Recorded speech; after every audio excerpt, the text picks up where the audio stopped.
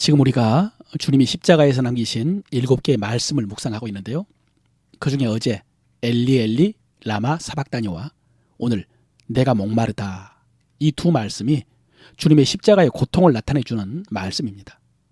이것은 제 개인적인 견해입니다마는 어제 나의 하나님 어찌하여 나를 버리셨나이까, 이 말씀은 그 영혼의 고통을 드러내신 말씀인 것 같고, 오늘 내가 목마르다 하는 말씀은 그 육신의 고통을 드러내는 말씀인 것 같습니다. 오늘 본문에서 요한은 내가 목마르다 라고 했던 주님의 말씀이 성경을 응하게 하기 위한 말씀이다 라고 했습니다. 이것은 시편 22편과 69편에서 다윗이 목마름을 고백했는데요, 그것이 십자가 위에서 이루어졌다는 말씀입니다. 그럼 예수님이 목마르다는 것은 어떤 의미가 있는가? 그것은 먼저 어제 말씀드린 것처럼 예수님께서 완전하신 인간이라는 것을 의미하는 말씀입니다. 다시 말하면 지금 십자가에 달리심으로 우리 구원을 이루신 주님이 인간이시다는 말씀입니다. 여러분, 자주 말씀드린 것처럼 사도 요한은 마지막까지 순교하지 않고 살아남았었는데, 요한이 그렇게 홀로 남았을 때 교회는 영지주의로 혼란스러웠습니다. 사도 바울이 사역했던 마지막에도 영지주의로 인해서 많은 사람들이 미혹을 당했는데, 사도 요한 말기에는 더 심해졌습니다. 그래서 요한 1서 같은 경우에는 아예 영지주의자들을 경계하는 편지고요. 1장 1절이 이렇게 시작합니다. 태초부터 있는 생명의 말씀에 관하여는 우리가 들은 바요, 눈으로 본 바요, 자세히 보고 우리가 손으로 만진 바라 라고 했고요. 거짓말하는 자가 누구냐? 예수께서 그리스도이심을 부인하는 자가 아니냐? 아버지와 아들을 부인하는 그가 적그리스도니 아들을 부인하는 자에게도 또한 아버지가 없으되 아들을 시인하는 자에게는 아버지도 있느니라 그랬습니다. 여기서 예수가 그리스도라라는 말씀 설명했었죠. 예수는 주님의 그 인간적인 이름이고 그리스도는 주님의 신적인 직함이라고 했습니다.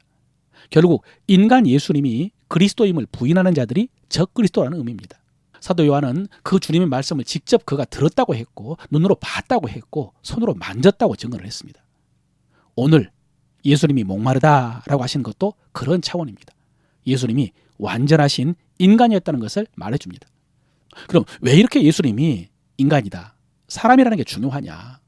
이에 대해서 히브리서 기자가 이렇게 말합니다.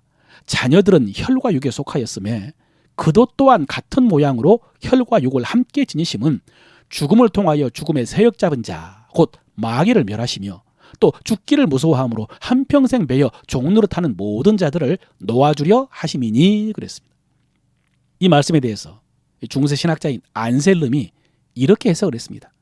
하나님의 아들이 인간으로 태어나신 것은 인간을 구원하기 위한 속죄 제물로 인간이 필요했기 때문이고, 동정녀에게 나신 것은 인간의 죄를 속하기 위하여 흠 없는 제물이 필요했기 때문이다. 여러분, 이것은 우리가 다 알 수도 없고 요구한 적도 없는 하나님의 구원의 신비입니다. 하나님의 공의에 있어서는 인간을 구원하기 위해서 이런 조건들이 필요했던 모양입니다. 이런 측면에서 사도 요한은 십자가에 달리셔서 구원을 이루고 계신 예수님이 마지막까지 인간이셨다는 것을 이 고백을 통해서 증거하고 있는 것입니다. 내가 목마르다. 여러분, 또 한 가지, 히브리서 기자는 이 구원론적인 측면에서 한 걸음 나아가서 주님과의 관계적인 측면에서 이렇게 말했습니다. 주님이 완전하신 인간이라는 것이 어떤 의미가 있는가? 우리에게 있는 대제사장은 우리의 연약함을 동정하지 못하실 리가 아니요 모든 일에 우리와 똑같이 시험을 받으신 이로되 죄는 없으시니라. 보십시오, 여러분. 예수님이 목마름의 고통을 당하신 인간이셨다는 사실은 단지 구원론적인 의미만 있는 것이 아닙니다. 그것은 우리에게 큰 위로가 됩니다. 주님이 우리와 같이 인간이셨기 때문에 우리의 모든 연약함을 이해하신다는 것이죠. 그래서 동정하실 수 있다고 하십니다. 지금 우리를 바라보시는 주님의 마음입니다. 그래서 히브리서 기자가 우리에게 이렇게 가르쳐줍니다. 그러므로 우리는 긍휼하심을 받고 때를 따라 돕는 은혜를 얻기 위하여 은혜의 보좌 앞에 담대히 나아갈 것이니라. 그가 시험을 받아 고난을 당하셨은즉 시험받은 자를 능히 도우실 수 있느니라. 사랑하는 성도 여러분, 이 말씀들이 내가 목마르다라고 하신 주님의 고통스러운 외침 속에서 오늘 우리에게 주신 말씀입니다. 또 한 가지, 여러분, 오늘 주님의 목마름은 누가복음에 보면은 부자와 나사로 이야기가 나오는데요, 부자가 죽어서 지옥에 갔습니다. 그런데 그 부자가 지옥불이 얼마나 고통스러웠던지 아브라함에게 이렇게 간청을 합니다. 나사로를 보내어서 그 손가락 끝에 물을 찍어 내 혀로 서늘하게 하소서. 내가 이 불꽃 가운데서 괴로워하나이다. 이런 청을 드렸습니다. 여러분 실감하지 못하시겠죠? 지옥이 그런 곳입니다. 그런데 지금 주님이 이렇게 목마르다고 해도 과장이 아닐 것 같습니다.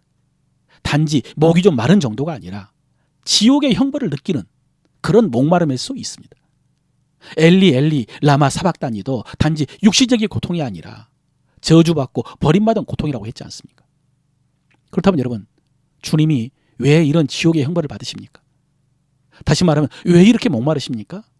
그 문제도 어제 말씀드린 것처럼 우리로 목마르지 않게 하려고 이렇게 말씀드릴 수 있습니다.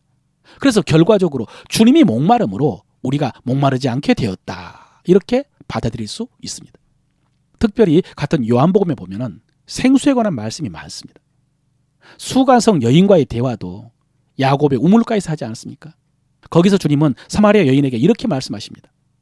이 물을 마시는 자마다 다시 목마르려니와 내가 주는 물을 마시는 자는 영원히 목마르지 아니하리니 내가 주는 물은 그 속에서 영생하도록 솟아나는 샘물이 되리라.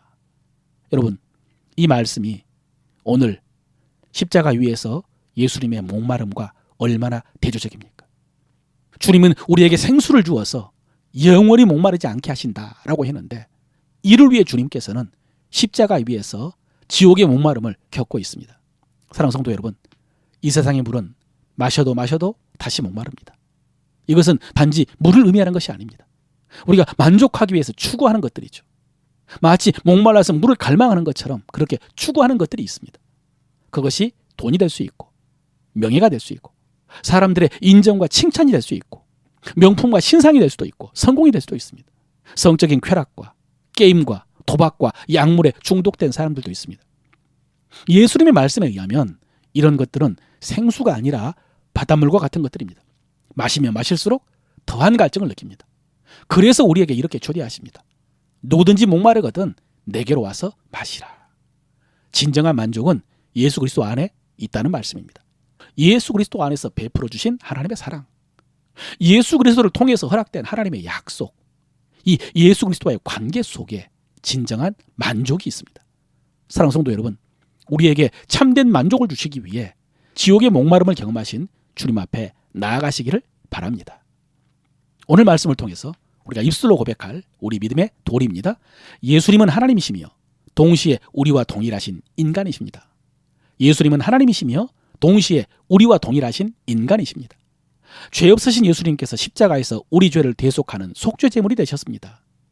죄 없으신 예수님께서 십자가에서 우리 죄를 대속하는 속죄 제물이 되셨습니다.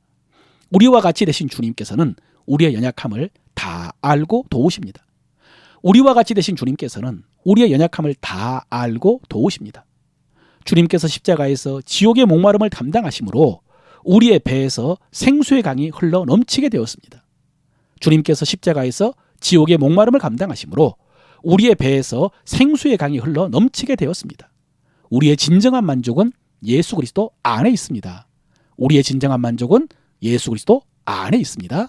아멘.